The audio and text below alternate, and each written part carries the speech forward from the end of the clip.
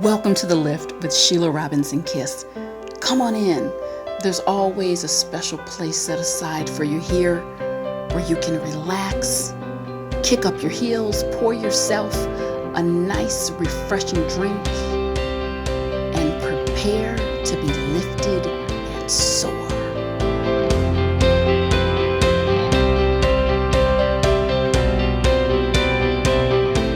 Thanks so much, everyone, and welcome back.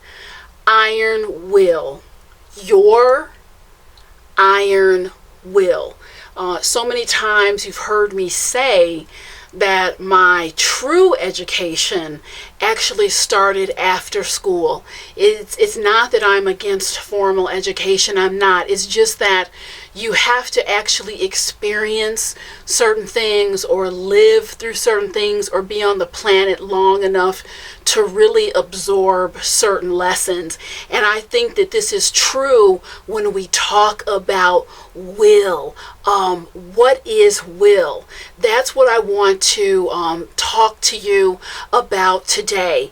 And I've always been interested in this topic, but my true education came through working. It was in my early 20s on an oncology unit with cancer patients, stage 4 cancer patients. And this is where my true information came in about will.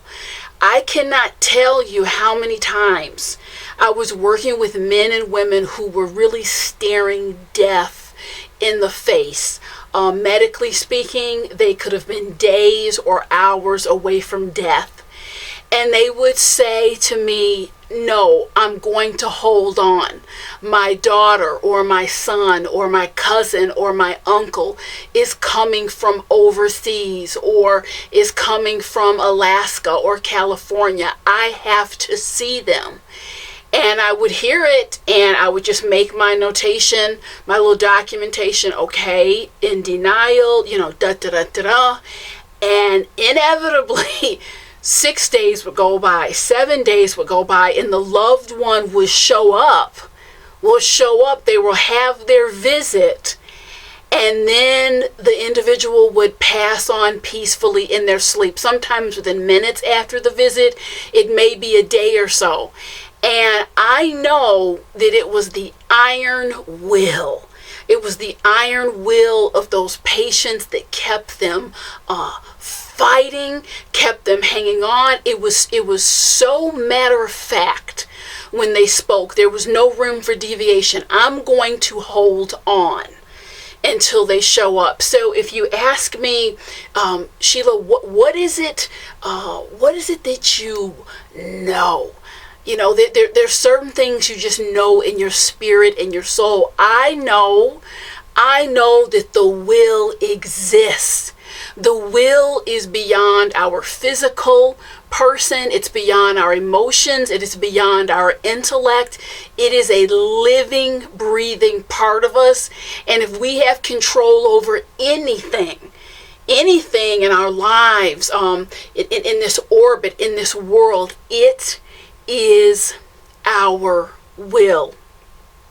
I think that when you harness your ability to tap into it, you can actually move. It serves as a force to move you further into your destiny, change circumstances, ignite a spark and a fire within you. All manner of circumstances can be moved, including your mood and your emotions, by tapping into your will. And let me stress,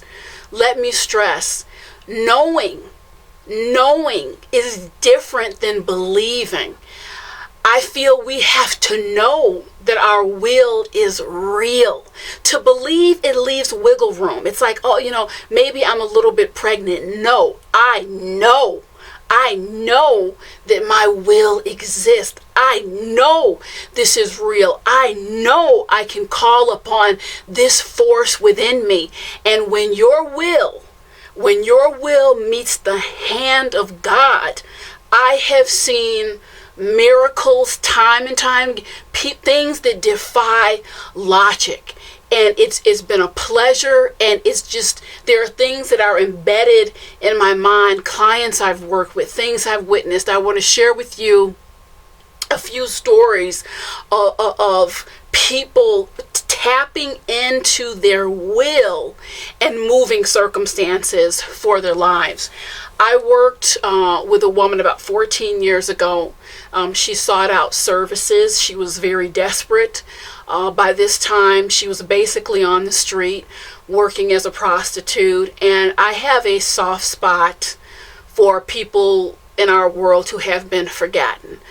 I really do. And I agreed to meet with her a few times. This woman was within 60 days of having her children removed from her care by Department of Children and Family Services. Just absolute devastation for her life. Had only made it to the 8th grade. Did not know what she was going to do. And she looked at me and said, "Here is the letter. Here is the letter they sent me. They're not joking. They're going to take my children." I watched this woman. She lit a spark. It was iron will. Within 30 days, she had secured employment. Mind you, she did not have a lot of options because of she hadn't gone that far in school. Had secured employment. Her manager took pity on her and gave her a break on a little basement apartment. Somehow, against all odds, managed to hold on to her children, kept that job. And when I said this was what you would say a street person, she had been into the streets, into that activity most of her life. Okay, when I tell you that she turned this around, got her GED, went on for her associates. Today, this woman is a CPA. It was iron will. 14 years later that took her through the ups and downs, highs and lows, keeping a roof over her head, going back to school. And when she went back to school, she went all the way. She was on a continuum. So I'd like to say I had something to do with it. I didn't. I know it was her iron will, and it was a decision. And I asked her, what sparked for you? She said, "Sheila, it was this ferocious, fierce hell no that rose up in me. You are not taking my children." And then I just catapulted from there. That's will. Okay, another story for you. Man was in foreclosure. Okay, had worked all his life for his home, hit the skids in that economic recession that we dealt with in 2007. Did something unthinkable, had to come up with $20,000 to pull his mortgage out from underwater. The man decides, you know what? There's no work here. I'm taking a job halfway across the country. He took a job, worked that job, slept in his car. Hard manual labor. No one knew what he was doing. Took showers, went in where he could at the YMCA and hustled to work. Hustled up in under 4 months, $20,000, saved his home. All right, had to ask them the question, how in God's name? Said, Sheila, it just came over me. I just dig down and said, this isn't happening to me. This is not going to happen. I'm not losing my home. As long as I have breath in my body, I know I can do something for myself. That is your will. That's your will. One of my favorite stories. Some years ago, working with a woman, and some of you who are watching, you may have been in this spot. Her husband left her. It was in a very cold and callous manner. I don't know if you've ever been in a clinical depression, but a clinical depression is different than other varieties of depression. Clinical depression, you just literally feel like you're sitting in a black hole. There is no ray of light at the end. You're in the hole, hoping, wishing, praying that something is going to rescue you. She had two things left in her life that meant something to her. Her dog, her dog, her German Shepherd, and she had her beloved 5-year-old daughter. And I was talking to her, and as a helper, when someone says the word suicide, this is nothing you can master in a textbook. I'm sorry, I've read a lot of them. When someone says suicide, we're at a different level. And oftentimes when this has occurred, I pray, God, give me something. Please give me the right thing to say. There is no pitch perfect canned response. And sometimes you have to work with people in a different way. The one thing that I knew is she despised this woman that her husband left her for. So I said, look, I want you to close your eyes.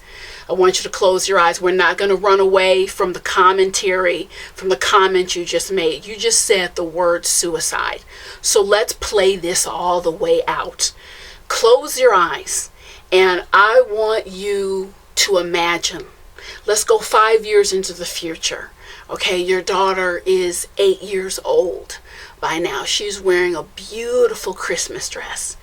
And she's sitting at the table, nice big turkey, with your ex-husband and this woman. He's put a ring on her finger by now. And you're on the other side. You're in heaven. You're looking at this, and you're feeling better by now and thinking, my goodness, was he worth it? Was he worth it? Are you willing to let this woman enjoy your baby, your child growing up? She's even enjoying your dog that's sitting under the table. Are you willing to allow this? And again, I don't know what part of that sparked for her, but the next week she showed up, hair washed, clothes nicely put together, had her perfume, and she was ready to roll. She said, Sheila, I'm scared as hell. But no. H to the no. I am not letting this happen. I have something left to live for. I'm not going to let that little bit go astray too. So it was the will. You connect with the will. And as soon as you make that connect, you've done it because you feel different. There is hope. You don't know where that hope came from, but it's God infusing hope. God is really a perfect gentleman, not going to push anything on you, not going to fuse anything to your will, not going to force you to do things. You have to ignite the spark to your will. He will help you every step of the way, but you have to knock on the door of your will and make that connection. You have to do that for yourself, and you will find the lift. I can hear somebody saying, well, Sheila, I don't know if I can do that based on what you're saying. What's the real step? The real step is talk to your will to get this going. You're not talking to yourself because this is beyond intellect. It's beyond emotion. You sit and you say, look, will, come on, get the fire engine going. This ain't going to roll like this. So you dig down deep. It can look silly, feel silly, think silly, whatever you want to say. But each individual person, you have to figure out for yourself how to work with your will and ignite that fire. It works on a daily basis. It works for big things. It works if you're in crisis. I hope that something that I've said in this video has sparked you, and I promise you your will is ready, willing, and able, just waiting to hear from you. I'll see you next time.